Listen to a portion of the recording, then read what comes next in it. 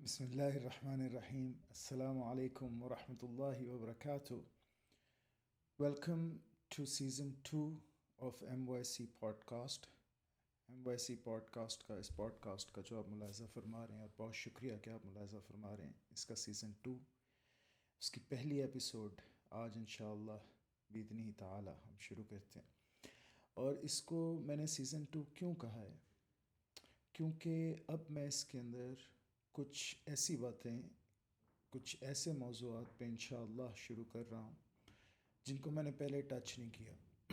Medical field मेरी field नहीं है, मेरी एक्सपर्टीज़ नहीं है मेडिकल फील्ड में, तो कुछ डाइट के हवाले से, कुछ सेहत की बुनियादी मालूमात के हवाले से, चूँकि सवालात बहुत हुए मुझसे और होते रहते हैं, तो उस हवाले से कुछ बातें गोश गुजार करना थी। Not as a medical expert but just as a ले मैन जो पढ़ के या डॉक्टर से सुन के, क्योंकि मैं अर्ज़ करता चलूँ कि both of my parents were doctors, मेरे वालदैन दोनों डॉक्टर थे, अल्लाह उन्हें जन्नत नसीब करे, रब्बी अरहमहुमा कमा रब्बयानी सगीरा। तो इसके अलावा मेरी फैमिली डॉक्टर से भरी पड़ी और ख़ुद भी उम्र में बहुत वास्ता पड़ा है डॉक्टर से। तो उनके साथ डिस्कशंस के बाद और हुक्मा और अतिब्बा, इनसे भी मेरी काफ़ी डिस्कशन हुई है। तो इन सारी डिस्कशंस के बाद कुछ जो आप समझ लें कि नाक़िस अक़ल में पड़ा है, उस हवाले से कुछ बातें अर्ज़ करूँगा। और आज का मौजू इस लिहाज से बहुत अहम है क्योंकि सबसे ज़्यादा मुझसे जो सवालात किए गए इस ज़िमन में, यानी मेडिकल हवाले से और सेहत के हवाले से, ख़ुराक के हवाले से, उसमें सबसे जो कॉमन क्वेश्चन होता है वो यही होता है कि जी शुगर का फ़लाँ इलाज दरियाफ़्त हो गया, फ़लाँ इलाज दरियाफ़्त हो गया। टाइप 2 डायबिटीज़ की बात हो रही है, टाइप 1 डायबिटीज़ की नहीं। अभी मैं अर्ज़ करूँगा कि दोनों में बुनियादी फ़र्क क्या है। तो इस हवाले से कुछ बातें गोश गुजार करनी है। मुझे उम्मीद है कि आपका मेरा साथ कुछ देर तक रह पाएगा। तो यल्ला बिस्मिल्लाह।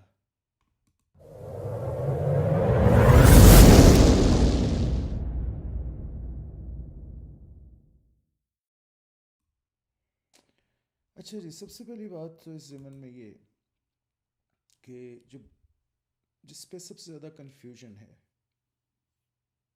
वो ये कि डायबिटीज़ में टाइप 1 और टाइप 2 क्या होती है।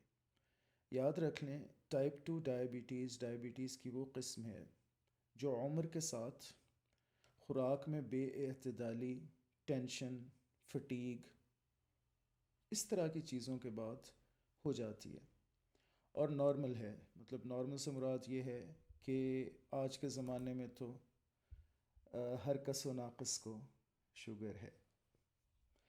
तो पाकिस्तान में स्पेशली ये इंडेक्स बहुत ऊंची है। कोई बहुत ख़ास परेशान होने वाली बात नहीं है। लाइफस्टाइल थोड़ा चेंज करना पड़ता है क्योंकि ये बुनियादी तौर पे इंसुलिन इंटॉलरेंस से पैदा होती है। इंसुलिन इंटॉलरेंस क्या होती है? जब आप ख़ुराक में बेअतदाली करते हैं, ज़्यादा फ़ैटी ख़ुराक लेते हैं या ज़्यादा हाई प्रोटीन ख़ुराक लेते हैं। ज़्यादातर हमारे, आपको पता है, खाबे भी इस तरह के हैं, बोंग, चने, पाए, तेल की बहुत ज़्यादा इस्तेमाल होता है घरों में। तो आप जब ये खाने आप मुसलसल खाते रहें, चीनी खाते रहें, मिठाई के हम बहुत शौकीन हैं, कोल्ड ड्रिंक्स के हम शौकीन हैं, तो ऐसा होता है कि खून के अंदर चीनी की मकदार ज़्यादा हो जाती है क्योंकि कार्बोहाइड्रेट्स भी प्राइमरीली चीनी हैं जिसमें जाके चीनी ही बनते हैं। तो रोटी, नान, ये जो आटा है इसमें होता ही कार्बोहाइड्रेट है। तो ये हम खाते हैं। तेल बहुत ज़्यादा इस्तेमाल होता है घरों में, मसालों में, मसाले जब भुने जाते हैं और सारा कुछ। और जैसा कि मैंने अर्ज़ किया कि हमारी जो नाश्ते हैं स्पेशली बर सग़ीर पाक व हिंद में, पराठे और चने, बोंग, पाए, तो ये जब मुसलसल आप खाते रहेंगे फिर टेंशन कम नहीं है। टेंशन एक बहुत बड़ी वजह है कि glucose intolerance, sorry insulin intolerance जिस्म में पैदा होती है। तो खून में मकदार बढ़ जाती है। जो पेनक्रियाज, जो लबलबा आपका जो इंसुलिन बना रहा होता है, वो प्रॉपर तरीके से यूटिलाइज़ नहीं कर पाता जिस्म, اور ٹالریٹ نہیں کرتا جسم، وہ انٹالرنس چونکہ پیدا ہوتی ہے تو پھر شوگر ظاہر ہے کہ وہ خون میں اس کی مقدار بڑھ جاتی ہے. یہ تو ہے ٹائپ 2 ڈائبٹیز. ٹائپ 1 ڈائبٹیز جو ہے وہ نارملی پیدائشی ہوتی ہے اور بہت بچپن میں ہی ہو جاتی ہے. اس میں لبلبا انسولین بناتا ہی نہیں ہے، اس میں انسولین لینی پڑتی ہے آرٹیفیشل طریقوں سے. تو یہ دو بہت بنیادی فرق ہیں.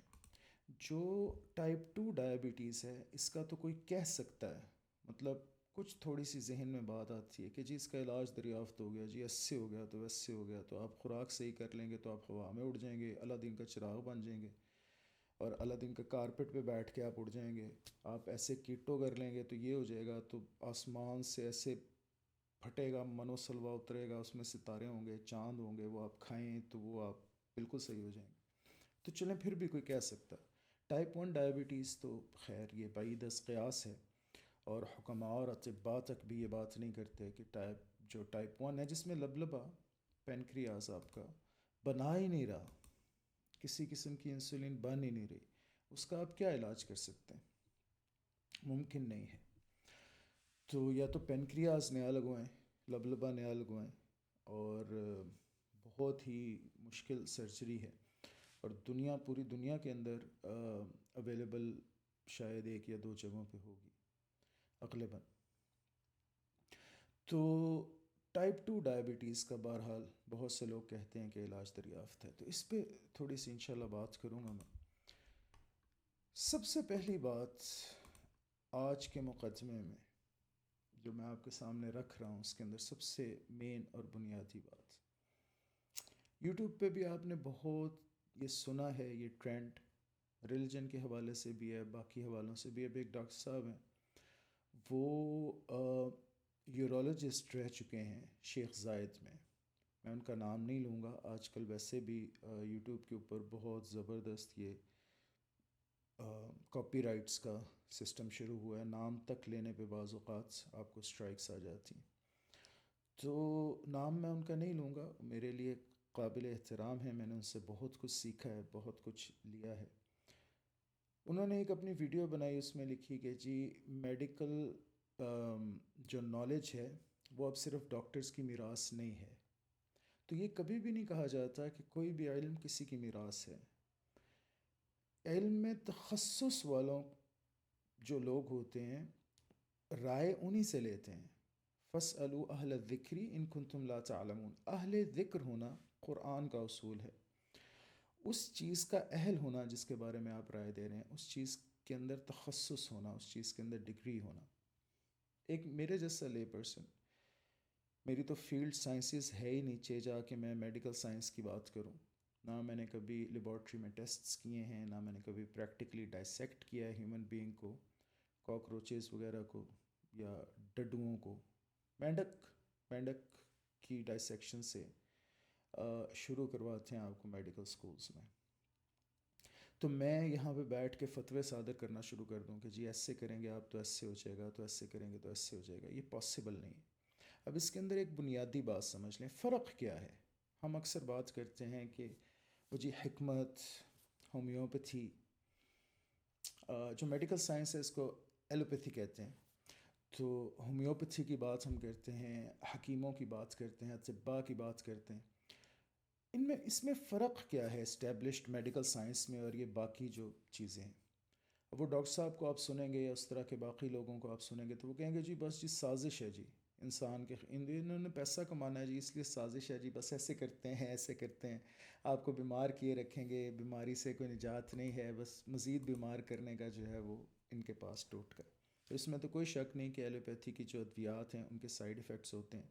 لیکن ایک بات مجھے بتلائیے، دنیا میں کس چیز کا سائیڈ ایفیکٹ نہیں؟ جو آپ کھانا کھاتے ہیں اس تک کا سائیڈ ایفیکٹ ہوتا ہے. جیسے میں نے ابھی کہا، تیل آپ کھا رہے ہیں، آپ پونگ کھا رہے ہیں، بیف کھا رہے ہیں، آپ بہت زیادہ مقدار میں مونگ پھلی کھا لیں، آپ ایک رات بیٹھیں اور 4 کلو مونگ پھلی کھائیں تو آپ دیکھیں کہ اس کا کیا نقصان ہوتا ہے. مجھے بہت اچھے طریقے سے یاد ہے، ایک دفعہ مجھے کال آئی، یہ میری جوانی کی بات ہے، اب تو بوڑھا ہو گیا ہوں میں. مجھے کال آئی جی کہ پی ٹی سی ایل ہوتا تھا اس زمانے میں، وہ فون کو ایسے ریسیور اٹھا کے تو کال آئی گھر پہ جی، میں نے اٹھایا، والد صاحب کو انہوں نے کال کی تھی، وہ جی وہ گل کراؤ ڈاکٹر صاحب نال تے خون نہیں بند ہو رہا نا بچی دا، نک تو منہ تو ہر تھان تو خون نکل رہا ہے۔ میں نے ان کو کہا، جو بھی تھے دور کے ریلیٹیوس تھے، میں نے کہا جی آپ باقی باتیں چھوڑیں، آپ پہلے ہاسپٹل تو لے کے جائیں اس کو، پھر ہم بھی پہنچتے ہیں۔ بہرحال پہنچے وہاں پہ، تو پتہ چلا جی وہ بادام اور مشری اپنی ذات کڑتن ہوئے تے مشری نال نہ لڑیے۔ مصری یہ جو بڑی مزیدار میٹھی وائٹ کلر کی ہوتی ہے، اور پرانے زمانوں میں تو گھروں میں ان ابنڈنس ہوتی تھی، بہت زیادہ ہوتی تھی۔ تو مشری اور بادام یہ گھر میں پڑے ہوئے تھے جی، اور اس زمانے میں مجھے یاد ہے محافل ہوتی تھی میلاد کی، تو اس میں وہ پیش کیا جاتا تھا ایک تشتری میں رکھ کے کچھ یہ سویٹس وغیرہ اور یہ بادام اور پستہ وغیرہ، تو وہ کافی سارے بادام تھے اس طرح کی ایک تشتری میں، اور شاید کاجو بھی تھے، اور ساتھ مصری تھی۔ تو وہ یہ جو بچی جس کی میں بات کہہ رہا ہوں، بڑی ینگ بچی، شاید 10 11 12 سال کی ہوگی، یہ وہ کھاتی گئی، کہیں بیٹھی ہوئی تھی، ماں باپ نہیں تھے پاس، سارے کھا گئی۔ وہ تقریباً آپ سمجھیں کہ آدھا کلو یا اس سے زیادہ بادام ہوں گے، اور کاجو بھی تقریباً کوئی آدھا کلو۔ اب آدھا کلو کاجو اور آدھا کلو بادام اور ساتھ اچھی خاصی مقدار میں مصری، وہ تو میرے جیسا بندہ نہیں ہضم کر سکتا بھائی۔ تو اس نے کھائی، اور وہ اتنی گرمی، وہ بہرحال ایڈمٹ رہی بیچاری کئی دن، اللہ تعالیٰ نے زندگی دی اس کو، اللہ تعالیٰ صحت دے سب کو، سب کے بچوں کو۔ تو بات عرض کرنے کا مقصد یہ ہے کہ آپ کچھ بھی کھائیں، کیا اس کا نقصان نہیں ہے؟ اچھا جی، اعتدال پہ آ جائیں، چلیں چھوڑیں باقی باتوں کو، میں اعتدال کی آپ سے بات کرتا ہوں۔ ایک چاکلیٹ بار، اتنا زیادہ نقصان ہے اس کا کہ میں آپ کو بتا نہیں سکتا۔ ینگسٹرز کی بات نہیں کر رہا، بچوں کی اور ینگسٹرز کی، like if you are up till the age of 14 اور 15، may be your metabolism would be able to handle it. آپ اگر 14 15 سال تک کے ہیں تو آپ کا میٹابولزم اس کو کر لے گا ہینڈل، لیکن اس کے بعد کیا کر رہے ہیں آپ؟ اپنے جگر کو فیٹی کر رہے ہیں، اپنے گردوں پہ جو ہے وہ اثر ڈال رہے ہیں غلط، اپنے معدے کے ساتھ زیادتی کر رہے ہیں، دماغ کے ساتھ زیادتی کر رہے ہیں۔ ایک چاکلیٹ بار زہر ہے، زہر، زہر آپ کھاتے ہیں تو کس چیز کا نقصان نہیں ہے میرے بھائی؟ ابھی باہر چلے جائیں، گھر سے باہر نکلیں اور ایسے ذرا پھیپھڑے بھر کے سانس کھینچیں، یہ جو ارد گرد کی آلودگی ہے، یہ ہوا جس میں آپ نے سانس لینی، یہ تو نقصان ہی نقصان ہے آپ کے لیے۔ کیا کریں پھر؟ گھر بیٹھ جائیں، لفافے چڑھا لیں منہ پہ، کیا کریں؟ ان ڈاکٹر صاحب سے شاید کوئی سمجھ گیا ہو میں کن ڈاکٹر صاحب کی بات کر رہا ہوں، اور شاید ان تک یہ بات میری پہنچے، شاید ہو سکتا ہے، تو ان سے سوال کریں، یا آپ میں سے کوئی دیکھنے والے اگر ان کا چینل بھی دیکھتے ہیں، ان سے پوچھیں کہ جی کی کریے پھر؟ مر جائیے، مر ہی جانے ہیں پھر۔ ہر شے دا تے نقصان ہے، تسی کہہ رہے ہو کہ ایلوپیتھک میڈیسن دا نقصان ہے، ہر شے دا نقصان ہے۔ اب ایلوپیتھی کی آپ میڈیسن لیں گے تو ظاہر ہے وہ جو بینیفٹ اس نے جس چیز کو کرنا ہے کرے گی، ساتھ اس کے سائیڈ ایفیکٹس بھی ہیں، ان سائیڈ ایفیکٹس کو آپ نے مینیج کرنا۔ اور پیسہ کمانا کس کا مقصد نہیں ہے؟ آپ کا مقصد پیسہ کمانا نہیں ہے، میرا مقصد پیسہ کمانا نہیں ہے۔ آج کے زمانے میں کس کا مقصد پیسہ کمانا نہیں ہے؟ آپ نے یہ جو نیریٹو چلایا ہے کہ جی یہ جو ڈاکٹری کا فیلڈ ہے یہ چونکہ پیسے کمانے کا ذریعہ ہے، اس وجہ سے یہ لوگ سازشی ہیں۔ بھائی کس کا پیسہ کمانا مقصد نہیں ہے؟ ملٹری جو اسٹیبلشمنٹس ہیں دنیا میں، یہ جو پیرا ملٹری اسٹیبلشمنٹس ہیں، یہ جو پرائیویٹ کیا ان کو کہتے ہیں، مرسنریز سے لے کے جو بندے مار دیتی ہیں پیسے لے کے، بلیک واٹر وغیرہ سنا ہوگا آپ نے نام۔ کرپشن کس دنیا کے شعبے میں نہیں ہے؟ یہ تنظیمیں تک موجود ہیں، کرائے کے قاتل، اجرتی قاتل ہیں۔ پیسہ کمانا ہی تو مقصد ہے ہمارا، یہی مقصد حیات رہ گیا۔ ملا حیات الدنیا الا لعب و لہو کو تو ہم بھول گئے اس آیت کو، کہ اللہ فرماتا ہے کہ دنیا کی کیا ہے زندگی؟ بس کھیل تماشا ہے، ہم تو مصروف ہو گئے اس کھیل تماشے میں، لگ گئے۔ نے کہا جی آؤ جی کوڈی کوڈی کھیڑنے ہیں، یہی مقصد ہے زندگی دا ہے جی، شٹاپو، یہی مقصد ہے زندگی دا۔ اللہ بتا رہا ہے کہ لعب و لہو ہے، کوٹلا چھپاکی جمعرات آئی، یہ اس طرح کا کھیل ہے یہ دنیا کا، یہ جو سارا آپ کر رہے ہیں۔ ہم اسی میں لگ گئے. ہم نے کہا آج بھی آپ کے بچے چھوٹے، چلے میں بڑوں کی بھی بات نہیں کرتا، آپ کے چھوٹے بچے وہ سارا دن کھیلتے رہنا تو مائیں لا جتی نہیں لیندے. کیا کہتی ہیں پڑھا نہیں، تم نے پڑھنا نہیں ہے، اسکول کالج نہیں جانا، پڑھ لکھ کے بڑا انسان نہیں بننا. آپ بڑوں کی بات تو چھوڑیں، تھوڑے سے آپ بڑے ہو جائیں تو پھر کہاں کھیل کود کا موقع ملتا ہے، ویسے ہی موقع نہیں ملتا. تو چھوٹے بچے تک سارا دن کھیلتے رہیں، نہ پڑھیں تو کیا ہوتا ہے؟ مار پڑتی ہے. تو عجب بیوقوفی کی بات ہے کہ ہم عاقل اور بالغ ہو کے فقط کھیل کود میں ہی پڑ جائیں، اسی کو تمام تر جو اہمیت ہے وہ دیں، اور اس کے علاوہ ہمیں کچھ یاد نہ رہے. اللہ فرما رہا ہے نا قرآن میں، یا تو کہہ دیں کہ اللہ کو نہیں مانتے، ختم ہو گئی بات، آپ کا میرا جھگڑا ختم ہو گیا. اللہ کو مانتے ہیں نا. تو قرآن میں رب تعالیٰ کیا فرماتے ہیں؟ اللہ فرماتے ہیں وَمَا الْحَيَاةُ الدُّنْيَا إِلَّا لَعِبٌ وَلَهْوٌ. کیا ہے دنیا کی زندگی؟ کیا ہے؟ کھیل تماشا ہے. سٹاپو نہیں کھیڑ دے جس طرح بچپن وچ وہ کی وہ بنٹے جڑے کھیڑ دے سن ہیں جی، وہ پنڈا تھاواں دی میں یاد کر رہے ہیں جی کھیڈاں. اپنا باندر قلعہ ہے جی. تو شہروں میں آ جائیں آپ، پی سی گیمنگ کیا ہے؟ کال آف ڈیوٹی ہے. اب آپ 24 گھنٹے کال آف ڈیوٹی کھیلتے رہیں گے، یہی حال ہے. آج کل کے ٹین ایجرز کھیلتے ہیں 24 گھنٹے. اب تو اس کے مقابلے ہونا شروع ہو گئے، مطلب کمپیوٹر گیمنگ کے اور کانسول گیمنگ کے مقابلے ہوتے ہیں. اور اس میں لگ جائیں آپ. کوئی ذی شعور اس بات کو ویسے بہتر سمجھے گا؟ نہیں سمجھے گا. تو ہم تو کھیل تماشے میں پڑ گئے، ہم نے یہ اپنا مقصد سمجھ لیا، یہ دنیا ہمارا مقصد بن گئی. تو پھر پیسہ کمانا تو ہر کسی کا مقصد ہے. اس میں صرف میڈیکل سائنس کی کہاں سے بات آ گئی؟ ان کی سازش کی. یہ کانسپریسی تھیریز جو ہے نا، یہ ریڈ فلیگز ہوتے ہیں. جو بندہ بھی آپ سے کانسپریسی تھیری پہ بات کرے نا، پہلے سب سے میجر ریڈ فلیگ ہے. اب فرق سمجھ لیں، حکمت میں، ہومیوپیتھی میں اور اسٹیبلشڈ میڈیکل سائنس میں فرق کیا ہے؟ ڈیٹا کا. اور تو کوئی فرق نہیں ہے. ظاہر ہے اس میں پیسہ ہے. بگ فارماز بنی، وہ بڑی کرپٹ ہیں، اس میں کوئی شک نہیں ہے. بگ فارما کی کرپشن کے بارے میں آپ نے پڑھنا سننا ہے تو بہت سی ویب سائٹس بھی اویلیبل ہیں، بہت سی ڈاکیومنٹریز بھی اویلیبل. پیسہ بہت زیادہ پور ان ہوا. یہ آپ صرف کینسر کے پیشنٹس لے لیں دنیا میں، یہ کھربوں، ارب نہیں، ارب کم ہے، کھربوں ڈالر کی گیم ہے صرف ان کو ٹریٹ کرنا، ان کی میڈیسنس. اللہ تعالیٰ ہر کسی کو بچائے، محفوظ رکھے. پھر یہ شوگر کے پیشنٹس، ہارٹ کے پیشنٹس، کڈنی کے پیشنٹس. کڈنی کا ایک ٹرانسپلانٹ کتنے کا ہوتا ہے آپ کو اندازہ ہے؟ اللہ تعالیٰ معاف کرے، اللہ تعالیٰ بچائے. تو بہت بڑا چونکہ کاروبار بن گیا، تو ہر چیز ڈیٹا میں آ گئی.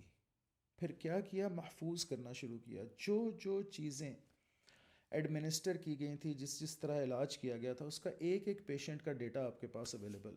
ایک دوائی بنے گی تو اس کے اوپر پہلے ٹرائلز ہوں گے، اینیمل ٹرائلز ہوں گے، پھر ہیومن ٹرائلز کی فیزز ہوں گی، پھر اس کا ڈیٹا کلیکٹ کیا جائے. حکمت میں یہ نہیں ہے بس، ہومیوپیتھی میں یہ نہیں ہے، کیونکہ وہ اس طرح سے مقبول کبھی بھی نہیں ہو سکی، مین اسٹریم نہیں بن سکی، کیونکہ اس کے اندر اٹکل پچو بہت ہیں. اب حکمت جو ہے ساری جگاڑ ہے. میں حکیموں کے پاس بہت بیٹھا اٹھا ہوں، اور ایسے حکیموں کے پاس میرا اٹھنا بیٹھنا رہا پچھلے اسپیشلی چند دنوں میں، جن کا کاروبار نہیں ہے، یہ کاروبار نہیں ہے، خاندانی حکماء ہیں، وہ اطباء ہیں، لیکن وہ کاروبار کے طور پہ نہیں کرتے یہ. اور جو کاروبار کے طور پہ حکیم یہ حکمت نہ کرے، اس سے بڑھ کے، اس سے بہتر آپ کو کون سچی بات بتائے گا؟ انہوں نے خود مانا، ان کے اپنے الفاظ ہیں کہ یار بس تھوڑے سے جگاڑ ہیں. بعض اوقات اس میں سے کسی ایک جڑی بوٹی کا بہت فائدہ ہو جاتا ہے، بعض اوقات نہیں ہوتا. جسم بھی، اجسام بھی مختلف ہیں. نبض دیکھ کے ہم تھوڑے اندازے لگاتے ہیں. نبض ایک بہرحال سائنس ہے بہت زبردست، کیونکہ وہ 4 خانوں میں اس کو تقسیم کرتے ہیں. کدھر سے دھڑک رہی ہے دل جو ہے، اس کی حیت کا بہت اچھا اندازہ لگا لیتے ہیں. تو اس کو دیکھ کے ہم پھر اس کے مطابق کچھ جڑی بوٹیاں ایڈمنسٹر کرتے ہیں. اور پلیسیبو ایفیکٹ بہت ہوتا ہے. یہ مجھے ایک حکیم صاحب نے بتائی بات. انہوں نے کہا کہ ہمارا جو طب ہے، جو حکمت ہے اس کے اندر ایک بہت بڑا حصہ پلیسیبو ایفیکٹ کا ہے. پلیسیبو ایفیکٹ کیا ہوتا ہے کہ سائیکولوجیکلی دماغی طور پہ ہم اچھی باتیں کرتے ہیں. اور میں نے یہ دیکھا کہ بڑے دیندار لوگ جو اچھے حکمت کرنے والے ہیں دیندار، وہ آپ کو سب سے پہلے تلقین کریں گے کہ 5 وقت کی نماز پڑھو، باوضو رہو. تو 90% بیماریاں تو یہیں سے ختم ہو گئیں. پھر بڑے اچھے انداز میں آپ سے بات کریں گے، ہنس کے بات کریں گے، پیار سے بات کریں گے، دلاسے دیں گے، تو بیماری تو یہیں پہ ختم ہو گئی. تو پلیسیبو ایفیکٹ یہ ہوتا ہے، آپ کو کہیں گے یہ جڑی بوٹی بہت زبردست، اس کو آپ کھائیں بس کچھ دنوں میں ٹھیک ہو جائیں گے، یہ پوڑیا ہے، یہ سفوف ہے. تو وہ ذہنی طور پہ آپ اتنا اعتبار کر لیتے ہیں اس بات پہ، ایسا ماحول بن جاتا ہے کہ وہ بہت زیادہ اثر کرتی. لیکن ڈیٹا کوئی نہیں. آپ آج کسی وہ حکیم صاحب، پھر میں نام نہیں لوں گا، اگین میں نے کوئی نام بھی کوشش کروں گا اس ویڈیو میں نہ لوں. آپ چلے جائیں جو سب سے مشہور حکیم ہے، اس وقت لاہور کی بات کر رہا ہوں، آپ کو پتہ چلے گا خان صاحب، خان آتا ہے ان کے نام پہ کیا اینڈ میں. تو چلے جائیں آپ ان کے پاس، تو آپ ان سے پوچھیں کہ جی یہ آپ نے فلاں کو آ کر کرہا دیا تھا، تو فلاں کو موسلی سفید دی تھی، تو آپ نے فلاں کو جو ہے وہ سالب مصری دی تھی، وہ آپ کے پاس آیا تھا. تو یہ تو بتائیں کہ اس کا کچھ آپ نے وہ شفا ہو گئی جی، بس شفا ہو گئی. بھائی بتائیں کچھ لکھت پڑھت، کوئی کہیں پہ بلڈ کا ٹیسٹ، کوئی یورین کا ٹیسٹ، کوئی ثبوت، کوئی ڈیٹا؟ نہیں، کچھ بھی نہیں. یہ فرق ہے، یہ اصل مسئلہ ہے. کیوں میڈیکل سائنس جو ہے وہ اسٹیبلشڈ سائنس میں آتی ہے کہ ہارڈ ڈیٹا ہے آپ کے پاس، ثبوت ہے، برہان قاطع ہے کہ جی اے بندہ سی یا خاتون سن، انہوں نے اے مسئلہ سی، اے میں دتا انے ملی گرام انے گرام تو وہ بعد اے ٹیسٹ آیا تو اے چونکہ انج سی پہلے تو اے کھان تو بعد انج ہو گیا. اے ڈیٹا جی جناب، اس ڈیٹا کے اوپر آپ انفرنسز ڈرا کرتے ہیں. اس ڈیٹا کے اوپر آپ ویریبلس کے کنٹرول کے ساتھ آپ پھر آبزرویشنل ہو گئی نا، فیکٹ بن گیا. آبزرو چونکہ آپ نے کر لیا، حتمی نتائج آپ کے پاس آ گئے. آپ اس کے اوپر بیس کر کے پھر جو ہے وہ کہتے ہیں کہ ٹھیک ہے، اگر 300 لوگ تھے اور اس میں سے 290 کو اس چیز سے ایسے ہوا تو باقیوں کو بھی پھر ایسے ہی ہوگا. وہ جو 10 ہیں وہ ویریبلز ہیں، +-5 تو رہتا ہی ہے سائنس میں.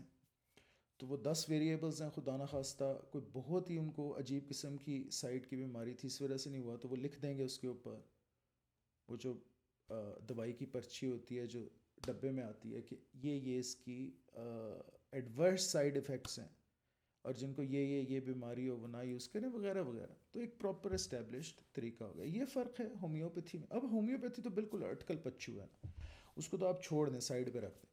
حکمت تو پھر بھی چلیں صدیوں سے چلی آ رہی ہے، اور بہت زیادہ اس کے اندر گہرا مطالعہ ہے.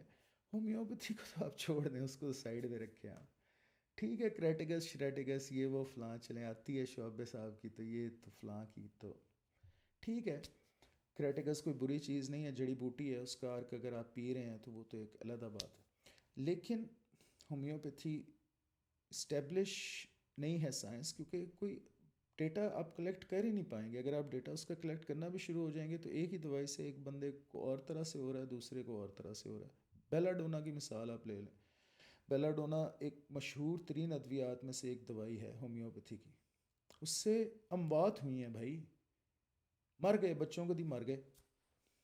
لو دسو، یعنی کہ اندازہ کریں آپ، یہ میں ایسی کوئی بات نہیں کر رہا ہوا میں، دیکھ لیں اس کو جا کے نیٹ پہ دیکھ لیں، اور بیلا ڈونا کے مضر اثرات، harms of Bella Donna search کر لیں تو اس کے فائدے بھی ہیں. وہ بعض اوقات لگی تو ایسی مطلب جسم کو لگی ہے، صحیح ہوئی تو وہ نزلہ زکام جڑ سے اکھاڑ دیا اس نے.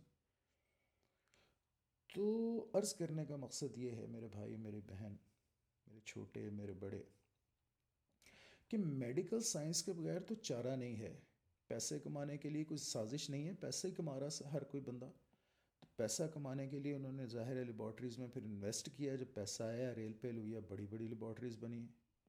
آپ بنائیں نا، آپ فائزر کی جیسی کی لیبارٹری کا 1% بنا کے دکھائیں نا مجھے، وہ جو 10 10 سال وہ ریسرچ کرتے ہیں ملینز آف ڈالرز کی، اس جیسی 1% کی ریسرچ کر کے دکھائیں مجھے ذرا، پھر بات کیجئے گا کہ جی یہ جو میڈیکل علم ہے جناب یہ صرف میڈیکل سائنس کی میراث نہیں ہے. چلو ٹھیک ہے جی، میراثیاں نو دے دینے ہیں جی، نالے ویلا منگن گے تے نالے کوئی نچ نچ کے وکھان گے تے وکھان گے سارے تے ہیں جی. انہوں نے کہنے ہیں کہ نال آؤ، نال ذرا ٹھمکے لاؤ تے اے ذرا جگر ہے بچے دا خراب ہے تھوڑا جہا تے یہ بارے دسو گے انہوں کیڑی دوائی دئیے. ہیں جی، عجیب عجیب و غریب بات. اچھا جناب، اس سوال کی طرف آتے ہیں کہ کیا ٹائپ 2 ڈائیبٹیز کا کوئی علاج ہے؟ علاج سے مراد یہ کہ کیا اس کو آپ بالکل ریورس کر سکتے ہیں، ختم کر سکتے ہیں؟ تو ایون میڈیکل ڈاکٹرز تک یہ مانتے ہیں کہ اگر تو مرض بہت نہیں بڑا، اگر تو آپ کو بہت زیادہ شوگر نہیں ہے اور آپ اگر ڈائٹ میں تھوڑی احتیاط کر رہے ہیں تو شوگر کم ہو رہی ہے اور مینیجیبل یعنی کہ جو ریکمینڈڈ اس کی لمٹس ہیں اس کے اندر آ رہی ہے، تو پھر یہ ریورسیبل ہے. پھر اس کے اندر کوئی زیادہ مسئلہ نہیں ہے. اپنی ڈائٹ وغیرہ کنٹرول کر لیں اور کچھ ادویات لے لیں جو جسم کے لیے بینیفیشیل ہیں، ملٹی ویٹس وغیرہ وہ لیں ساتھ، تو ہوپ فلی ڈیفیشنسیز کم ہو جائیں گی. دوبارہ جو انٹالرنس ہے وہ دوبارہ ٹالرنس میں چینج ہو جائے گی. یہ تو میڈیکل سائنس خود مانتی ہے. یہ تو کوئی بڑی آپ نے کیا اس کو کہتے ہیں مریخ پہ جا کے ریسرچ نہیں کی کوئی، نہ ہی کوئی آپ چاند پہ چلے گئے.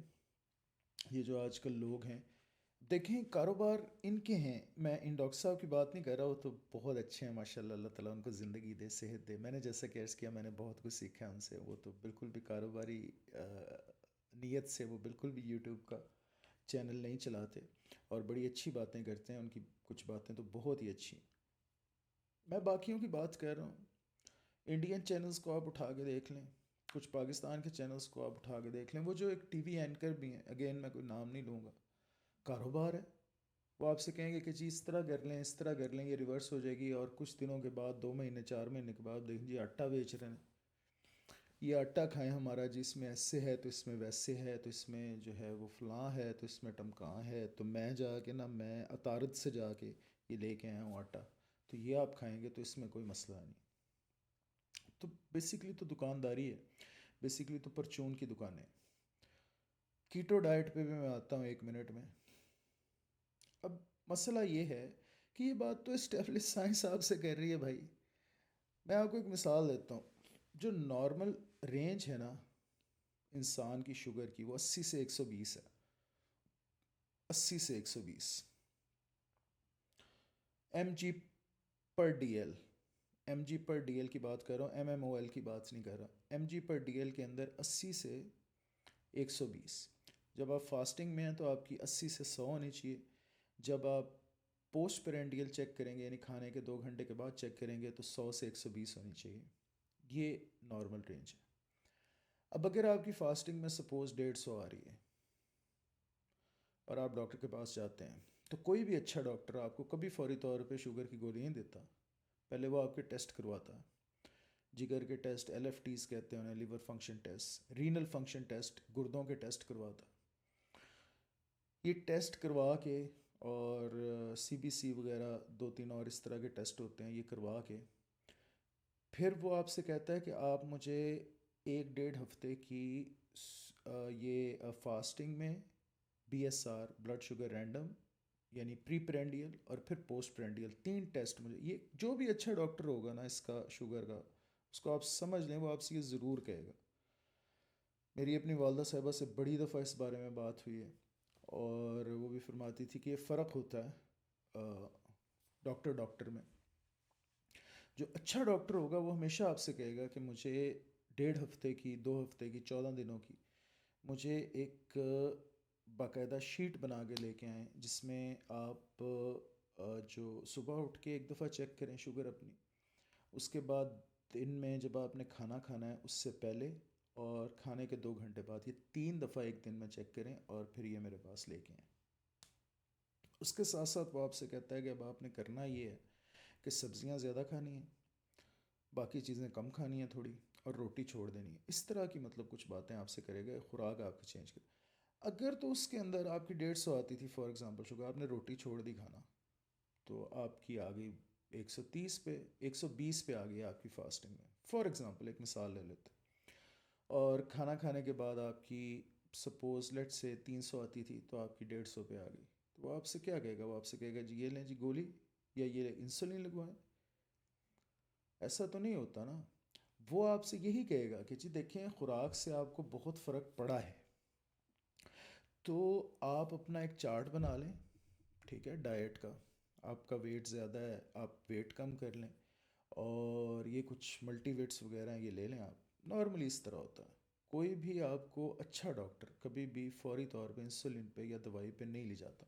وہ ہمیشہ پہلے کوشش کرتا ہے کہ ایکسرسائز سے، ایکسرسائز بہت ضروری، HIIT جو بڑی ہائی انٹینسٹی انٹرول والی ایکسرسائز ہوتی ہے، جم شم جس کو کہتے ہیں. یہ نہیں یہ چل پھر لیا، یہ دل کے لیے اچھا ہے، اس سے شوگر پہ کوئی فرق نہیں. واک شوگر کو کچھ نہیں کرتی، کوئی فرق نہیں ڈالتی. کوئی ڈاکٹر بھی جو مرضی کہتا رہے، یہ اسٹیبلش سائنس ہے، ریسرچ ہے، دیکھ لیں اس کو نیٹ پہ جا کے. واک جو ہے وہ ویسے دل کی جنرل ہیلتھ کے لیے بڑی ضروری ہوتی. لیکن شوگر کے لیے، شوگر کو کیا کرنا ہے واک نے؟ واک کیا کہتی ہے شوگر کو؟ تو شوگر کے لیے تو آپ کو چاہیے کہ آپ پسینہ آپ کا نکل رہا ہو اور آپ کی ایگزرشن ہو، پھر جا کے کہیں وہ بلڈ شوگر یوٹیلائز ہوتی ہے اور نارملائز ہوتی. تو اچھا ڈاکٹر ہمیشہ آپ سے شروع میں یہی کہے گا، آپ کو ابتداً یہی کہے گا، یہی بات کرے گا کہ ایکسرسائز سے اور خوراک سے کنٹرول کریں. پری ڈائبٹک اکثر اکثر لوگ ہوتے ہیں، ان کو بھی 150 تک شوگر آ جاتی ہے، تو ان کو یہی کہا جاتا ہے ان کو کبھی بھی جو ہے نا وہ دوائی پہ نہیں ڈالا جاتا. اس کو پری ڈائبٹیز کہتے ہیں نارمل. اب مسئلہ یہاں پہ یہ آ گیا ہے کہ جو ڈائبیٹک ہو گیا، ٹائپ 2 ڈائبٹیز ہو گئی جس کو، اب ٹائپ 2 ڈائبٹیز کیا ہوئی؟ اس کا ایک ٹیسٹ بھی ہوتا ہے جو 3 مہینے کی آپ کو وہ ایوریج بتا دیتا ہے. وہ آپ کی 5.25 سے اوپر چلی جائے اگر، تو وہ بڑا مسئلہ ہے. یعنی آپ کو شوگر آ رہی ہے، فاسٹنگ میں 300 آ رہی ہے، کھانے کے بعد 500 آ رہی ہے، اور مسلسل آ رہی ہے.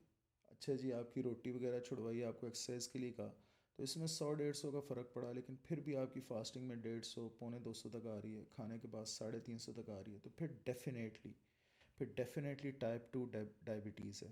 اور یہ ایسا نہیں ہوتا کہ یہ بغیر کسی دوائی کے یہ ریورس ہو جائے، ایسا نہیں ہوتا. اس کے لیے دوائی لازمی ہے، صرف خوراک کچھ نہیں کرتی، اس میں کچھ بھی نہیں کر سکتی. جب تک وہ ایکسٹریکٹ نہیں ہوگی آپ کی وہ جو ایکسیسو شوگر ہے، اسپائکس آتے رہیں گے، تب تک آپ ایٹ رسک ہیں، تب تک ہیلتھ کے رسکس ہیں. اس میں لازمی دوائی لیں، اچھے ڈاکٹر سے مشورہ کریں، دوائی کھائیں. خوراک اپنی چینج کرنی ہے، وہ تو ویسے ہی کرنی بڑی ایک اچھی بات ہے. تو ریورسل سے کوئی انکار نہیں کرتا، ایون میڈیکل سائنس بھی انکار نہیں کرتی. اگر آپ کی 3 مہینے کی، 4 مہینے کی ہسٹری، وہ دوائی جو آپ کو دی ہے ڈاکٹر نے، اس کے بعد یہ بنی ہے کہ آپ جب بھی چیک کرتے ہیں آپ کی شوگر جو ہے وہ نارمل آ رہی ہے، تو آپ دوائی، آپ کو خود ڈاکٹر کہے گا، جو اچھا ڈاکٹر ہے وہ ہمیشہ خود کہے گا کہ کچھ دیر دوائی چھوڑ کے دیکھیں، 2 ہفتے کے لیے دوائی چھوڑ دیں اور ٹیسٹ کرتے رہیں. اگر تو وہ ٹیسٹ نارمل آ رہے ہیں تو کوئی پاگل ہے کہ وہ آپ کو کہے گا نہیں جی دوائی تو سلانی ہے. جب آپ کی ایج زیادہ ہو جاتی ہے، انسولین ہوتی ہے، انسولین آپ اگر لے رہے ہیں تو اس میں تو خیر ریورسل پھر مشکل ہو جاتا ہے، بہت زیادہ، تقریباً ناممکن ہے. لیکن یہ جو آج کل ٹکنج بنایا نا لوگوں نے، یہ سیلنگ پوائنٹ بنایا ہے، جی ریورس ہو جاتی ہے، جی علاج دریافت ہو گیا، جی ایسے کریں گے تو ایسے ہو جائے گا. کوئی علاج نہیں ہے میرے بھائی. ریورسل کا جہاں تک تعلق ہے وہ تو میڈیکل سائنس خود مانتی ہے، لیکن علاج اس کا کوئی نہیں. آپ نیٹ پہ سرچ کر لیں، آپ ڈاکٹر سے پوچھ لیں، آپ بڑے بڑے حکماء سے، اطباء سے پوچھ لیں. میں جن کا ذکر کر رہا ہوں اور ایک اور بھی میرے اساتذہ میں سے ہیں، ان کے ساتھ بھی جب بات ہوئی، وہ خود ایلوپیتھی کی میڈیسن لیتے ہیں اور بیچ میں چھوڑ بھی دیتے ہیں. وہ خود حکیم ہیں، ان کو خود پتہ ہے بہت سی چیزوں کا. پنیر ڈھوڈی ایک چیز ہوتی ہے، تنبے کا بیج ایک چیز ہوتی ہے. تنبے کے بیج کا پانی آپ پی لیں، اور پنیر ڈھوڈی کے 5 6 جو ہیں حبات، وہ آپ پانی میں ڈبو کے رکھیں، اس کا پانی پی لیں، ساتھ اس کو چبا لیں، نام و نشان نہیں رہتا شوگر کا، ایک دم لو ہو جاتی. لیکن یہ کوئی وہ ہے نہیں ہے، اٹکل پچو ہیں، یہ کوئی میڈیکل اسٹیبلش سائنس نہیں ہے۔ اور آپ پنیر ڈھوڈی کا پانی پی رہے ہیں اور وہ کھا رہے ہیں، اور ساتھ آپ دبا کے جو ہے وہ دمبے کھا رہے ہیں، وہ چربی میں بنے ہوئے، اور بون کھا رہے ہیں گندے آئل میں بنی ہوئی، تو گولی بھی آپ جب لیتے ہیں شوگر کی، جو بھی اچھا ڈاکٹر ہوگا وہ ہمیشہ آپ کو ایک بات بتائے گا، وہ آپ کو یہ بتائے گا کہ یہ کوئی میجک کیور نہیں ہے، کوئی جادو نہیں ہے، اس کے ساتھ آپ نے لائف سٹائل چینج کرنا ہے، کاربس نہیں لینے، زیادہ زیادہ چیزیں نہیں لینی۔ تو یہ تو باتیں ہو گئی یہاں تک ہماری کلیئر ہوپ فلی۔ میں جو باتیں آپ سے کہہ رہا ہوں، کچن کچن آپ میری باتوں پہ مت جائیے گا، میں کوئی میڈیکل ڈاکٹر نہیں ہوں، اور نہ ہی میرا کوئی پروفیشن ہے میڈیکل کا، میں آپ سے وہ جنرل باتیں ڈسکس کر رہا ہوں جن سے اکثر لوگ دھوکہ کھا جاتے ہیں، جن کی وجہ سے۔ اب ڈائٹ کے اوپر اگر آئیں کہ جی ڈائٹ بار بار ذکر ہو رہا ہے، ڈائٹ کا خوراک کا، اس کے اندر ایک چیز ہے اور وہ ہے کیٹو ڈائٹ۔ اس کا بڑا چرچا آپ نے سنا ہوگا، 1921 میں یہ اس کا چرچا شروع ہوا تھا، تقریباً صدی ایک ہو گئی، پوری 100 سال گزر گئے۔ یہ ہے کیا جی کیٹو ڈائٹ؟ کیٹو ڈائٹ بیسکلی ہر اس ڈائٹ کو آپ کہہ سکتے ہیں جس کے اندر کاربس کم ہوں۔ جب کاربس کو آپ کٹ ڈاؤن کریں گے تو کیٹو ڈائٹ کہلائے گی۔ آپ نیٹ پہ سرچ کر لیں آج، یہ فار ایگزامپل میں نے لکھا ہے کیٹو ڈائٹ ہارمس، کہ اس کے کوئی نقصانات ہیں، آپ کو بہت سے لنکس مل جائیں گے جس میں اس کے نقصانات بے شمار ہیں۔ اس کے اندر ٹاپ کے اوپر ہے کیٹو فلو ہونا، پھر کڈنیز کا مسئلہ اس سے شروع ہو جاتا ہے، پھر ڈائجسٹیو ایشوز شروع ہو جاتے ہیں، گٹ کے اندر جو ہے نا مسئلے میں لیڈ ٹو نیوٹرینٹ ڈیفیشنسیز۔ جس طرح کی یہ ڈائٹ ہوتی ہے کہ جی کاربس آپ کو کٹ کر دینا ہے بالکل، اور لیگیومز کھانے ہیں آپ نے، دالیں شالیں زیادہ کھانی ہیں، چنے زیادہ کھانے ہیں، یہ بالکل جو ہے نا آپ کو ڈیفیشینٹ کر دیتا ہے۔ ملٹی وٹ اس کے ساتھ بہت لینی پڑتی ہے، اور ملٹی وٹ ویسے بھی لینی چاہیے بارہ۔ لو بلڈ شوگر کاز کرتا ہے، وہ تو ہمارے لیے اچھی چیز ہے جو شوگر کے بارے میں کنسرنڈ ہے۔ بہت زیادہ لو نہیں ہونی چاہیے، اوبویسلی آپ ہائپو میں چلے جائیں گے تو مر جائیں گے، لیکن لو کرتا ہے۔ سب سے جو بڑا اس کا مسئلہ ہے وہ یہ ہے کہ بون ہیلتھ، وہ جو ڈاکٹر صاحب ہیں، جو یورولوجسٹ ہیں، جن کا میں ذکر کر رہا ہوں شروع سے، وہ وائٹامن K2 پہ بہت زور دیتے ہیں۔ وہ کیوں زور دیتے ہیں؟ کیونکہ انہیں پتہ ہے کہ جس ڈائٹ کو وہ فیور کر رہے ہیں، کیٹو ڈائٹ، اس میں بون ہیلتھ نہیں ہے، اس میں ہڈیوں کے لیے کچھ نہیں رہتا، ہڈیوں کی ڈائٹ نہیں لے رہے آپ، ہڈیوں کو مضبوط نہیں کر رہے آپ کیٹو سے۔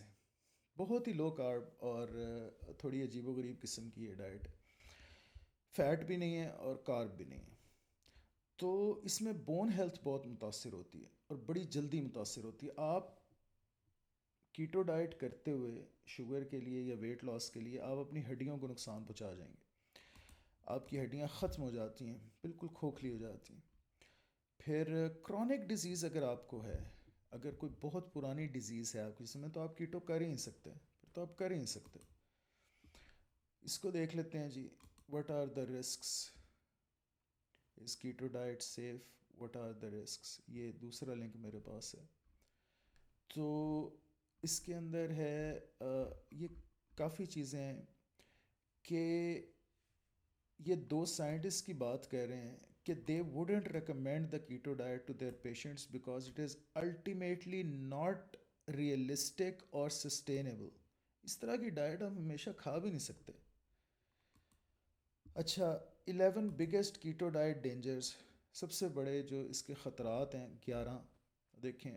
مسل لاس، ہڈیاں بھی ختم، مسلز بھی ختم۔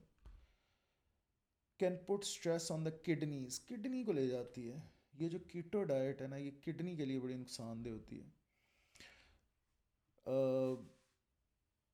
لو بلڈ شوگر ظاہر ہے اگر ہائپو میں آپ چلے گئے تو وہ تو ڈیتھ ہے۔ اور یہ it's hard to follow, can lead to you dieting. You dieting یہ ہے کہ کبھی یہ کر لیا، کبھی وہ کر لیا، کبھی ایسے کر لیا، کبھی ویسے کر لیا، فالو کرنا بڑا مشکل ہے۔ پھر lead to dehydration and loss of electrolytes, dehydrate کرتی ہے آپ کو۔ لمٹس کاربس یو میں ڈیولپ نیوٹرین، جب کاربس کو جس طریقے سے یہ کٹ کرتی ہے، فیٹ کو، کاربس کو اور باقی بھی کچھ چیزوں کو، اس کی وجہ سے یہ بہت ڈیفیشینٹ ہے، نیوٹرینٹس اس میں نہیں ہوتے۔ پھر کانسٹیپیشن وغیرہ کاز کرتی ہے، اور کیٹوسس اچھی نہیں ہے جسم کے لیے، لیکن آپ اس سے ایڈجسٹ کرتے ہیں آہستہ آہستہ، اور پھر کیٹو فلو بھی جو ہے وہ ڈیولپ ہوتا ہے۔ تو بہرحال بات یہ ہے کہ آپ یہ دیکھ سکتے ہیں عام نیٹ کے اوپر، آپ میں اس کی جگہ جو ریکمینڈ کرتا ہوں، انہیں ڈاکٹر صاحب کی بات انہیں کو لوٹانا چاہتا ہوں، وہ کہتے ہیں کہ جی کسی کی میراث نہیں ہے، میڈیکل سائنس کی بھی میراث نہیں ہے یہ جو میڈیکل نالج ہے، تو ظاہر ہے آپ کی بھی میراث نہیں ہے، پھر میری بھی میراث نہیں۔ تو میں یہاں پہ ریکمینڈ کروں گا، ادباً ان سے گزارش کروں گا کہ آپ تھوڑی سی تحقیق کا اپنا دائرہ وسیع کریں، اور یہ ایک ڈائٹ ہے، اس ڈائٹ کو یہ کہا جاتا ہے پائیو پائے، PIOPPI، پائیو پائے ڈائٹ۔ یہ اسیم ملہوترا صاحب ہیں، ڈاکٹر ہیں، انہوں نے بیسکلی کوئی 16-18 سال سب سے پہلے ریسرچ کی ہے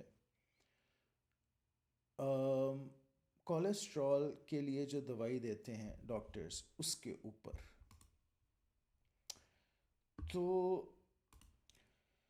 ایک گروپ ہوتا ہے ادویات کا جس کو سٹیٹنز کہتے ہیں، سٹیٹنز، یہ جن کا کولیسٹرول بڑھ جاتا ہے، جن لوگوں کا نارملی ان کو دی جاتی ہے۔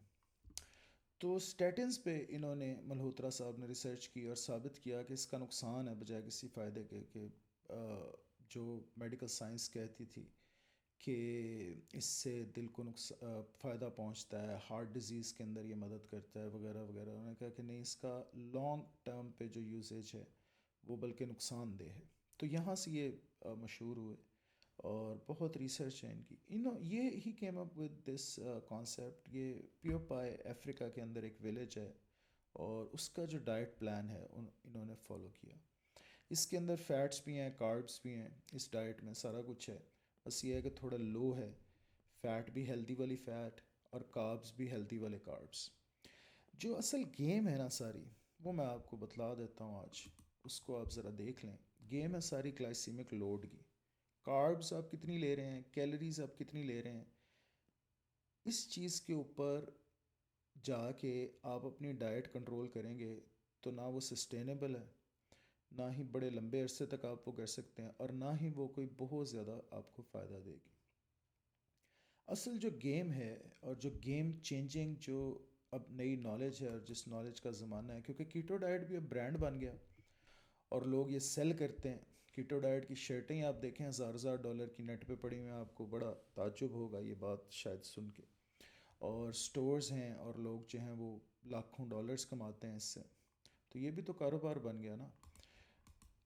جو اصل چیز ہے، جو اصل گیم ہے، وہ گلائسیمک لوڈ کی ہے۔ گلائسیمک لوڈ ہے کہ ایک جو طرح کا آپ کھانا کھا رہے ہیں، جو ایک آپ طرح کا کھانا کھا رہے ہیں، اس کے اندر کتنی یہ خصوصیت موجود ہے کہ وہ آپ کا گلوکوز لیول انکریز کر سکے۔ وہ آپ جو کھا رہے ہیں وہ شوگر کا لیول، گلوکوز کا لیول کتنا انکریز کر رہی ہے جسم میں، یہ اصل گیم ہے۔ اس کو آپ اگر ایک دفعہ دیکھ لیں تو دو چیزیں ہوتی ہیں، گلائسیمک انڈیکس ہوتی ہے، گلائسیمک لوڈ ہوتا ہے۔ گلائسیمک لوڈ کے اوپر بیس کر کے جب آپ ڈائٹ پلان بنائیں گے تو پیو پائے ڈائٹ جو ہے آپ سمجھ لیں کہ وہ اسی پہ بیسڈ ہے۔ تو اس کے اندر کاربس بھی اگر آپ لے رہے ہیں، اگر آپ ایون کہ فرکٹوس بھی لے رہے ہیں، اگر آپ شوگر بھی لے رہے ہیں، اگر اوور آل وہ ڈائٹ آپ کا گلائسیمک لوڈ خطرناک حد تک نہیں بڑھا رہی، وہ اتنی سپائک آپ کے جسم میں نہیں لا رہی، آپ کے خون میں جتنی سپائک خطرناک ہے، تو آپ اس کو بڑی آسانی سے کھا سکتے ہیں۔ آپ کو پھر اس چیز کی فکر کرنے کی ضرورت نہیں ہے کہ اس میں کاربس کتنی ہیں، یا اس میں کیلریز کتنی ہیں، یا اس میں شوگر کتنی ہے، نہیں، اس کا جو گلائسیمک لوڈ ہے اس پوری ڈائٹ کا، وہ ذہن میں رکھیں، اور اس کے مطابق آپ اس خوراک کو لے سکتے ہیں۔ ایک محتاط اندازے کے مطابق 20-25 سے کم ہونا چاہیے گلائسیمک لوڈ ایک پورے میل کا۔ تو میں آپ سے کچھ شیئر بھی کر دیتا ہوں ڈیٹا، جو کہ میں نے ایک زمانے میں جس پہ کافی محنت کی تھی، میں آپ کے ساتھ شیئر کرتا ہوں۔ یہ اگر آپ ملاحظہ کریں تو یہ گلائسیمک لوڈ بیسڈ لو کارب ڈائٹ پلان ہے۔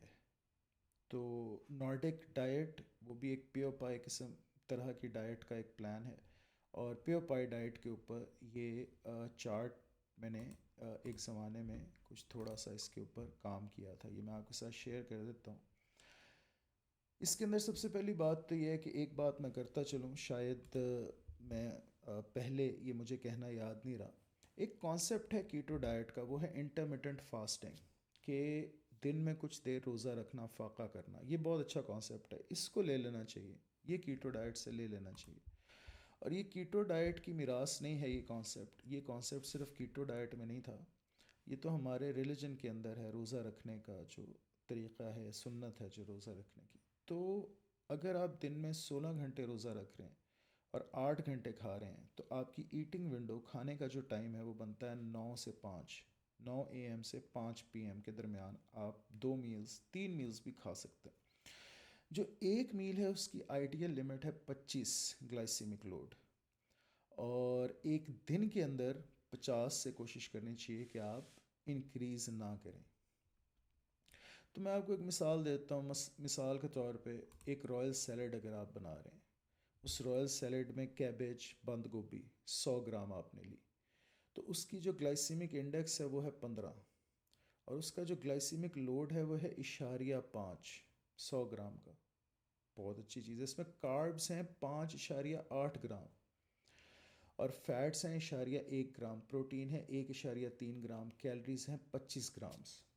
کیوکمبر، کھیرا، اگر آپ 2 کھیرے لیتے ہیں 200 گرام تقریباً، تو اس کے کاربوہائیڈریٹس بنتے ہیں 21.8 گرامز، بہت زیادہ کاربوہائیڈریٹس ہیں، لیکن اس کا گلائسیمک لوڈ کتنا ہے؟ 2.8۔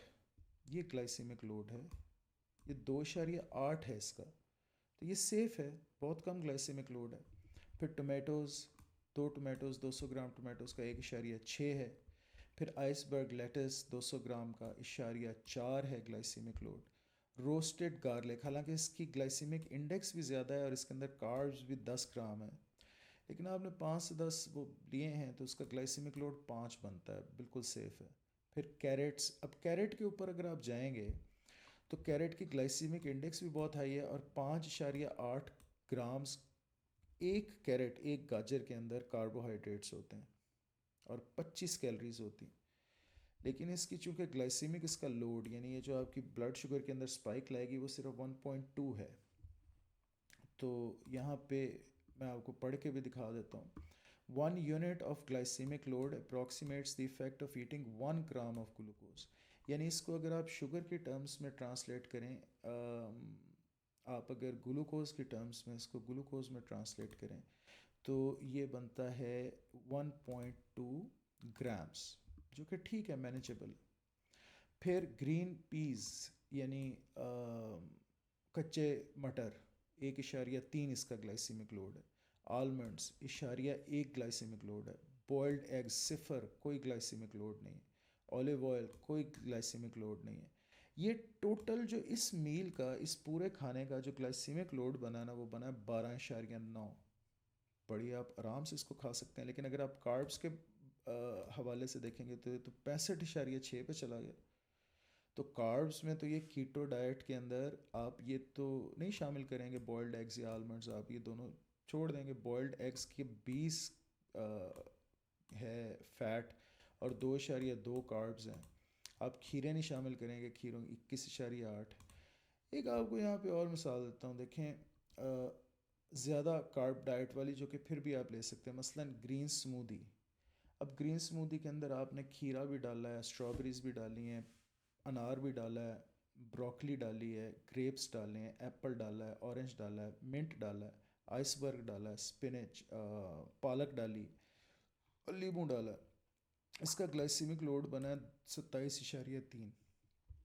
ٹھیک ہے، سوری، ٹھیک ہے، آپ اس کو پی سکتے ہیں، لیکن اس کی کاربس کے اندر اگر آپ دیکھیں گے تو 110 گرامز اس کے اندر کاربس ہیں۔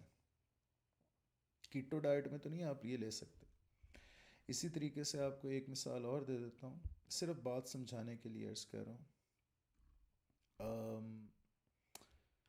مثلاً یہاں پہ ہم اگر دیکھیں یہ چک پیس سیلڈ، اب چک پیس سیلڈ کے اندر، یا لینٹل سوپ اینڈ سیلڈ یعنی دال کا شوربہ اور سلاد، چک پیس سیلڈ یعنی چنے اور سلاد. اس کے اندر چک پیس آپ نے بوائل کیے، چنے بوائل کیا آپ نے 200 گرامس، تو اس کی کاربوہائیڈریٹس بن گئی 54. کامیتھے مک گیا، یہ تو آپ کو کیٹو والے کبھی بھی نہیں لینے دیں گے. لیکن اس کی گلائسیمک انڈیکس کتنی آ رہی ہے؟ 20.3. آپ لے سکتے ہیں پیو پائی ڈائٹ کے مطابق، آپ بالکل لے سکتے ہیں. یہ آپ کی بلڈ شوگر کو اتنا نقصان نہیں پہنچائے گی. اسی طریقے سے یہ جو لینٹل کا سوپ ہے، یعنی دال، یلو لینٹلز، ماش کی دال لے لی آپ نے، مسور کی دال لے لی، جو بھی پیلے کلر کی جو بھی دالیں، 100 گرام آپ نے لی. اب اس کے اندر کاربز کتنے آ گئے؟ 100 گرام دال کے اندر 400 گرام کارب ہوتے ہیں. 400 کہہ رہا ہوں، 39.9. 100 گرام کے اندر 40 گرام ٹھیک ٹھاک قسم کے کاربس ہوتے ہیں. یہاں پہ آپ دیکھیں کہ اس کے اندر بھی تقریباً 60 چک پیس کے اندر 60 گرام 200 گرام کے اندر کاربوہائیڈریٹس ہیں. تو کاربوہائیڈریٹس جو کٹ کر رہے ہیں، جو جیسے کیٹو ڈائٹ آپ کو کہتی ہے، وہ تو لے ہی نہیں سکتے. یہ کھانا بالکل بھی نہیں لے سکتے. کڈنی بین بھی نہیں لے سکتے. 127 اس کھانے کا لوڈ بنتا ہے، 127.6 گرامز کاربوہائیڈریٹس کی آپ لے ہی نہیں سکتے. لیکن اس کا گلائسیمک انڈیکس کتنا بنتا ہے، گلائسیمک لوڈ کتنا بنتا ہے؟ 24. تو آپ پیو پائی ڈائٹ کے مطابق یا نارڈک ڈائٹ کے مطابق یہ بالکل کھا سکتے ہیں. یہ آپ کی بلڈ شوگر کے لیے نقصان دہ نہیں، بلکہ آپ کو ہیلدی رکھنے میں مدد کرے گا. تو یہ جو ہے نا ایک بڑی زبردست چیز، بیف سے منع کریں گے آپ کو کیٹو ڈائٹ والے. بیف کا بس کہیں گے بیف بون بروتھ پئیں، آپ بیف کا سوپ پئیں بس، اور ہڈیوں کی یخنی پئیں. بیف اور بٹر میلن یعنی کریلے، بیف اور کریلے آپ اگر مکس کر رہے ہیں یا پکا رہے ہیں، تو یہ میں آپ کو پوری بتا دیتا ہوں. وہ آپشن کا جو پورا کارڈ ہے وہ پڑھ دیتا ہوں. اس میں بیف آپ نے لیا 500 گرام. اب یہ یاد رکھیں یہ ابلا ہوا ہے، یہ گھی میں بھنا ہوا نہیں ہے. اس کی گلائسیمک انڈیکس 0 ہے، گلائسیمک لوڈ 0 ہے، کاربز اس میں 0 ہوتے ہیں. 25 گرام فیٹ ہے، 105 گرام پروٹین ہے، 670 اس کے اندر کیلریز ہیں. اس کے بعد 2 کھیرے آپ نے لیے، گلائسیمک لوڈ 2.8 ہے. 2 آپ نے ٹماٹر لیے 1.6. ایک آپ نے انین لیا، پیاز 1.3.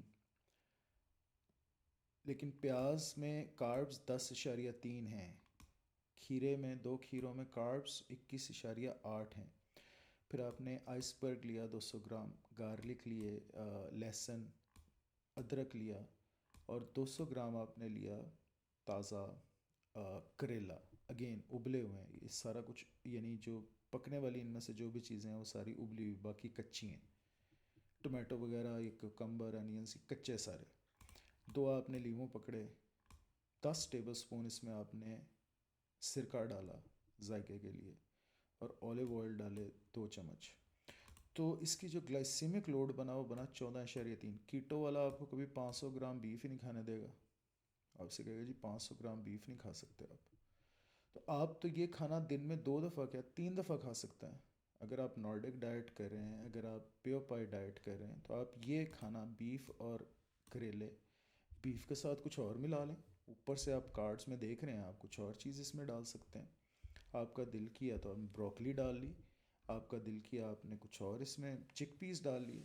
چک پیس بھی آپ اس کے ساتھ ملائیں. چک پیس کی گلائسیمک انڈیکس ہے 28 اور گلائسیمک لوڈ ہے 11. 11 آپ اس میں ذرا ایڈ کریں بیف اور بٹر میلن میں، 14 اور 11 پھر بھی یہ جو ہے اس لمٹ کو ٹچ نہیں کرتا، آپ بڑے آرام سے کھا سکتے. تو یہ بس ایک فرق تھا جو میں تھوڑا سا بیان کرنا چاہتا تھا، کہ کیٹو ڈائٹ جو ہے نا وہ بعض اوقات نقصان دہ زیادہ ہوتی ہے اور فائدہ مند کم ہوتی ہے. اب اس پوڈ کاسٹ کے آخری حصے کی طرف بڑھتے ہیں. آپ ڈائٹ پلان کوئی سا بھی فالو کر رہے ہیں، اس کے ساتھ ملٹی ویٹس بہت ضروری ہیں. اور ملٹی ویٹس کی جو ادویات ہوتی ہیں جو نارملی بازار میں اویلیبل ہیں، ایون انٹرنیشنل جو برانڈز ہیں ان کی بھی جو ہیں، ان میں بہت کم ایسی ہے جس میں CO Q10 ہو. میری نظر سے ابھی تک ایک کے علاوہ کوئی نہیں گزری. تو CO-Q10 علیحدہ لینا بہت ضروری ہے. یہ پاور ہاؤس آپ سمجھ لیں، آپ کا جو سیل ہے اس کی انرجی ہے. کوانزائم 10 45 سال کی ایج کے بعد تو اس کی ضرورت پڑتی پڑتی. تو ایک تو کوانزائم 10 اپنی خوراک میں شامل کریں. کچھ بھی اگر اور شامل نہیں کر سکتے نا، کچھ بھی اور، تو ایک ملٹی ویٹ اور ایک کوانزائم 10 یہ ضرور شامل کریں. اس کے بعد اگر آپ شوگر کے حوالے سے بہت کنسرنڈ ہیں تو ملک تھسل، اونٹ کٹارا کہتے ہیں اس کو، ہماری لوکل بھی یہ پنسار سے مل جاتی ہے، پاؤڈر بھی مل جاتا ہے. ملک تھسل یہ بہت ضروری ہے، بہت ضروری ہے، یہ لازمی ہونا چاہیے. پھر اس کے بعد اومیگا کمپلیکس 3 6 9 تینوں. اکثر آپ سے لوگ کہیں گے کہ جی بس اومیگا 3 اومیگا 3 اومیگا 3. اومیگا 6 بڑا ضروری ہوتا ہے. اومیگا 9 تو خیر جسم بنا بھی لیتا ہے. یہ دیکھیں جو اومیگا 6 ہے نا، یہ اے ہوتا ہے، اور یہ پرو انفلیمیٹری ہے، یعنی امیون سسٹم کو بہت زیادہ بوسٹ کرتا ہے. بہت زیادہ نہیں یہ کھانا چاہیے کیونکہ ظاہر ہے یہ انفلیمیشن بھی کاز کرتا ہے جسم کے اندر، لیکن وہ ریشو نیچے بتا رہا ہے کہ 4:1 یعنی 4 حصے جو ہے وہ بٹوین 1:1 اینڈ 4:1، یعنی 4 حصے آپ کے اومیگا 3 ہو تو ایک حصہ اومیگا 6 ہو، ایک حصہ اومیگا 9 ہو. تو اومیگا کمپلیکس ایک بہت اچھی جو ہے وہ آپشن ہے. لیکن اومیگا کمپلیکس بھی بہت زیادہ، یہ اس کے اوپر بھی میں آؤں گا، یہ ایک آخری نقطہ ہے. بہت زیادہ اومیگا کمپلیکس نہ کھائیں، ویری کریں. 1 مہینہ اومیگا کمپلیکس کھا لیا تو 2 مہینے اومیگا 3 کھا لیا، پھر 1 مہینہ اومیگا کمپلیکس. لیکن بہت سے لوگ یہ مسٹیک کرتے ہیں کہ اسپیشلی 45 50 سال کی ایج کے بعد اومیگا 6 بہت ضروری ہو جاتا ہے، بہت ہی زیادہ امیون سسٹم کے لیے بہت ضروری ہو جاتا ہے. یہ آپ کو کوئی بہت اچھا ڈاکٹر یہ بات بتائے گا، نارملی ڈاکٹرز بھی یہ بات نہیں بتاتے. اومیگا 9 تو خیر جسم میں بنتا رہتا ہے. دیکھیں اومیگا 6 جو ہے وہ کن کن چیزوں میں ہوتا ہے ہماری ڈائٹ میں. وہ اچھا اومیگا 3 تو چاہیے ہی چاہیے نا، کیونکہ اومیگا 3 ہوتا ہے سیلمن فش میں، میکیرل میں ہوتا ہے، سارڈینز میں ہوتا ہے، وغیرہ وغیرہ، چیا سیڈز میں ہوتا ہے، والنٹس، فلیکس سیڈ، اس میں سے ہم کچھ بھی نہیں کھاتے. یہ دیکھیں آپ کے اومیگا 6 کس کس میں ہوتی ہے. سویابین آئل میں ہوتی ہے، کارن آئل میں ہوتی ہے، مکئی کے تیل میں، مایونیز میں ہوتی ہے، والنٹس میں ہوتی ہے، سن فلاور سیڈز میں ہوتی ہے.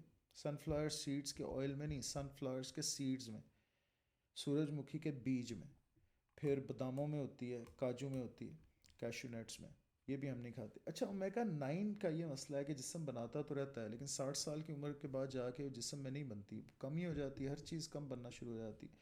اور اومیگا 9 کس چیز میں ہوتے ہیں؟ اولیو آئل، زیتون کے تیل میں، کاشو نٹ آئل، کاجو کے تیل میں، آلمنڈ آئل، بادام کے تیل میں، ایووکاڈو آئل، ایووکاڈو کو پتہ نہیں ان کی آخر نے اردو، پینٹ آئل میں، مونگ پھلی میں، مونگ پھلی کے تیل میں.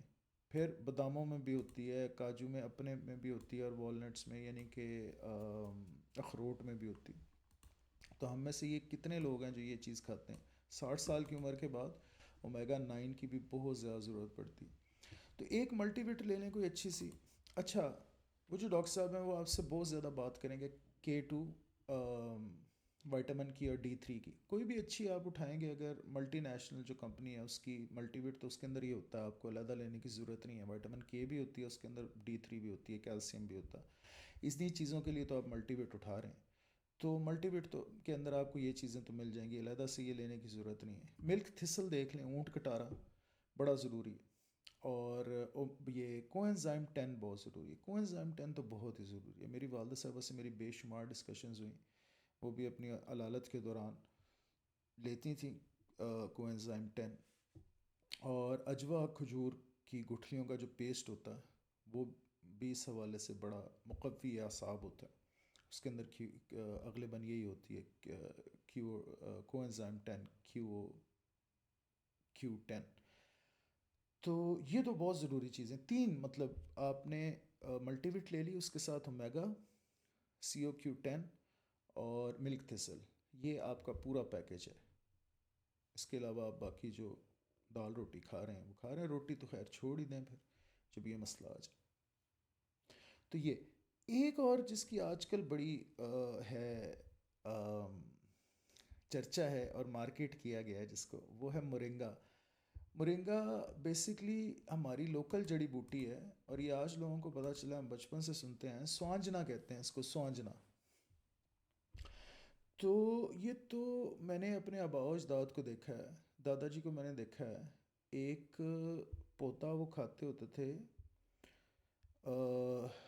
लोकली वहाँ पे उगता हमारे गांव के अंदर।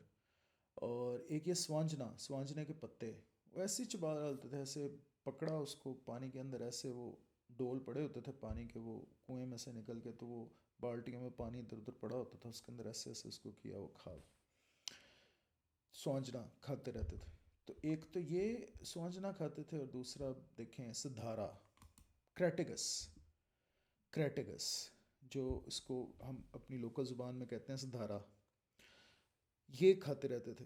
तो ये तो इसका ठीक है, फ़वाद हैं इसके, ये तो बड़ी एक नॉर्मल सी बात है। पिंडा था आज गाँव वगैरह में तो सोंजना पकता भी है, एज ए सब्ज़ी बहुत ज़्यादा पकता है, और खाते भी हैं लोग। मोरिंगा, आजकल मोरिंगा के नाम से मार्केट हो रहा है, इस बारे में भी बहुत से अहबाब ने सवाल किया, तो बिल्कुल इसको आप खा लें साथ, इसका कोई ऐसा नुकसान नहीं है। ज़ाहिर है आपने इतनी मकदार में तो खाना नहीं कि ये नुकसान दे हो।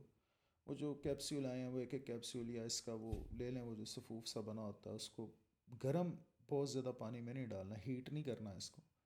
इसको वैसे ही आपने चम्मच के साथ ऊपर से खा के ऊपर से पानी पी लेना। कोशिश करें चाय वगैरह के अंदर इसको हल ना करें, हीट नहीं देनी, कच्चा खाना। तो ये भी साथ ले लें मोरिंगा, ये एक अच्छी चीज़ है। अच्छा, बात, इस सारी बात को समेटते हैं, तो बस दो बातों पे तवज्जो लाना चाहता हूँ, दो बातों पे तवज्जो मरकूज़ रहे। पहली बात तो ये कि जो जिसका फील्ड होता है, जिसका काम उसी को साजे, कोई और करे तो ठींगा बाजे। जो जिसका फील्ड है उसी से पूछें, उसी से वो जो कहता है उसके ऊपर अमल करें। मेरी जैसों की बातों को, मेरे जैसे कम इल्म की बातों को, और मेरे जैसे जिनका फील्ड नहीं है, बस सुन लें, उसके मुताबिक रिसर्च खुद करें, मेडिकल डॉक्टर के पास खुद जाएं, और उनसे जो है ना अद्वियात लें, उनसे प्रॉपर इलाज करवाएं। पहली बात तो ये। दूसरी बात, कीटो डाइट जो है वो पुरानी हो गई, पुरानी रिसर्च थी। अब जो लेटेस्ट रिसर्च है वो पेयोपाई डाइट है, जो कि ग्लाइसीमिक इंडेक्स पे बेस्ड है और ग्लाइसीमिक लोड पे बेस्ड है। ग्लाइसीमिक लोड का सारा जो है ना खेल है। इस बात को पल्ले बांध लें, इंशाल्लाह ताला आप डाइट के अंदर बड़े सुखी हो जाएंगे। जो मैंने आपको कुछ ऑप्शंस दिखाई, बेसिकली चार्ट्स जो थे, इसके अंदर हर चीज़ का ग्लाइसीमिक लोड लिखा लिखा हुआ है। ग्लाइसीमिक लोड की आपको बआसानी चार्ट्स भी मिल जाएंगे नेट के ऊपर। आपने किसी डाइट का देखना, उस डाइट को लिख के सर्च कर लें, glycaemic load of for example कोई भी चीज़, बिटर मेलन, करेला, तो करेले के ग्लाइसीमिक लोड आपके पास आ जाएगा पर 100 ग्राम्स। उसके हवाले से आप देख सकते हैं कि यार ये मैं खा सकता हूँ। इसमें नॉर्डिक डाइट प्लान में आप रोटी भी खा सकते हैं, जो बिल्कुल आम आटा होता है, जिसको ज़्यादा छाना ना गया हो, जो घर में रोटी पकती है, वो नहीं जो बाज़ारी आटे को ला के, और वो आजकल जो बोरियों में वाइट आटा आ रहा है, जो चक्की से आपने आटा पिसवाया, उसकी एक आध रोटी भी खा सकते हैं आप। वो भी एज सच कोई बहुत ज़्यादा आपको नुकसान नहीं देती, बल्कि फ़ायदेमंद होती है जिस्म के लिए। तो अगेन मेरी बातों पे नहीं जाना आपने, मैं तो आपको फ़ोकस शेयर कर रहा हूँ आपके साथ, जो कुछ बातें सुनी हैं मैं अंदाज़े लगा रहा हूँ, कुछ अपनी रिसर्च आपको ये नेट के ऊपर सर्च दिखा रहा हूँ, रिसर्च भी किया। लेकिन अगर आप स्ट्रिक्टली कीटो डाइट, और फिर हर इंसान का जिस्म मुख्तलिफ है, एक इंसान वाली बात दूसरी पे लागू नहीं हो सकती, हर हर एक का जो है ना जिस्म मुख्तलिफ होता है। हिकमत की जो इसमें बातें हैं, वो भी मैंने अर्ज़ कर दी। ऊँट कटारा की मैंने बात कर दी कि मिल्क थिसल बहुत ज़रूरी है। सुहांजना, ये जो मोरिंगा है, ये चिया सीड्स ले लें साथ, सनफ्लावर सीड्स ले लें, दो तीन किस्म के सीड्स ले लें, वो भी साथ साथ खाते रहें, ये अच्छा है डाइट के अंदर।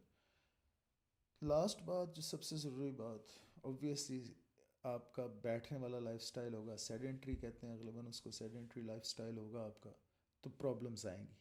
तो उठें, चले फिरें, ज़्यादा देर मत बैठें, उठ के खड़े हो जाया करें, पाँव पे से जो है ना, पाँव को स्पेशली हिलाते रहा करें, और एक्सरसाइज करें, ये मेन है। और खुश रहें। टेंशन्स हर एक के साथ होती हैं, लेकिन आप बहुत ज़्यादा लेंगे तो जिसम में हर चीज़ ख़राब हो जाएगी। तो मुझे उम्मीद है कि ये, अगर मैंने इस सिलसिले में कुछ बातें करना शुरू की हैं तो आप लोगों को पसंद आई होंगी। अपने आरा से ज़रूर आगाह कीजिएगा, और दुआ में याद रखिएगा। बहुत शुक्रिया वंस अगेन, आपने इतना वक्त मेरे लिए निकाला। और मुझे ज़रूर बताइएगा कि ये सिलसिला जारी रहे या ना रहे। अपना ख्याल रखिएगा।